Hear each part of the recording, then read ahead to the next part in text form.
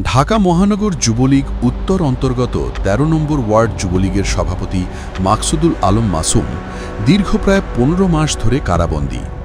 এই সময়ের মধ্যে তার বিরুদ্ধে দায়ের করা হয়েছে ৯টিরও বেশি মামলা। এর মধ্যে ৭টি মামলায় জামিন পাওয়ার পরও নতুন করে আরও ২টি মামলা যুক্ত হওয়ায় আজও তিনি মুক্তি পাননি। কারাগারে থাকা অবস্থায় তার শারীরিক অবস্থা মারাত্মকভাবে অবনতি ঘটেছে। তিনি একজন হৃদরোগী। চিকিৎসকদের পরীক্ষায় তার হার্টে প্রায় ৬০% ব্লক ধরা পড়েছে। বর্তমানে তিনি হাসপাতালে চিকিৎসাধীন। কিন্তু হৃদয় বিদারক বিষয় হল, হাসপাতালের বিছানায় শুয়ে চিকিৎসা নেওয়ার সময়ও তাকে রাখা হয়েছে পায়ে শিকল ও হাতে দড়ি বাঁধা অবস্থায়। গুরুতর অসুস্থ একজন বন্দীর প্রতি এমন আচরণ শুধু অমানবিকই নয়, এটি সরাসরি মানবাধিকার লঙ্ঘন। বাংলাদেশ জাতিসংঘ ঘোষিত universal declaration of human rights এবং international covenant on civil and political রাইটসের স্বাক্ষরকারী রাষ্ট্র।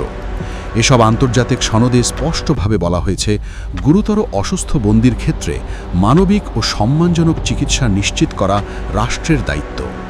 চিকিৎসাধীন অবস্থায় শিকল, দড়ি বা অবমাননাকর আচরণ সম্পূর্ণ নিষিদ্ধ। এ ধরনের আচরণকে আন্তর্জাতিকভাবে cruel, inhuman and degrading treatment হিসাবে গণ্য করা হয়।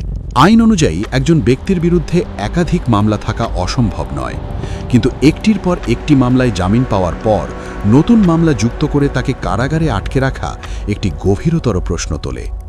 মানবাধিকার বিশেষজ্ঞদের মতে এটি আন্তর্জাতিকভাবে পরিচিত একটি ধারণার দিকে ইঙ্গিত করে, জুডিশিয়াল হ্যারাসমেন্ট বা প্রসেস অ্যাজ পানিশমেন্ট, অর্থাৎ রায় দিয়ে নয় বরং আইনি প্রক্রিয়াকে এই শাস্তির হাতিয়ার হিসাবে ব্যবহার করা হচ্ছে। আজ প্রশ্ন উঠছে, একজন গুরুতর অসুস্থ মানুষের জীবন কি কেবল মামলার তালিকার নিচে চাপা পড়ে যাবে? রাষ্ট্র কি তার মানবিক দায়িত্ব এভাবে অস্বীকার করতে পারে?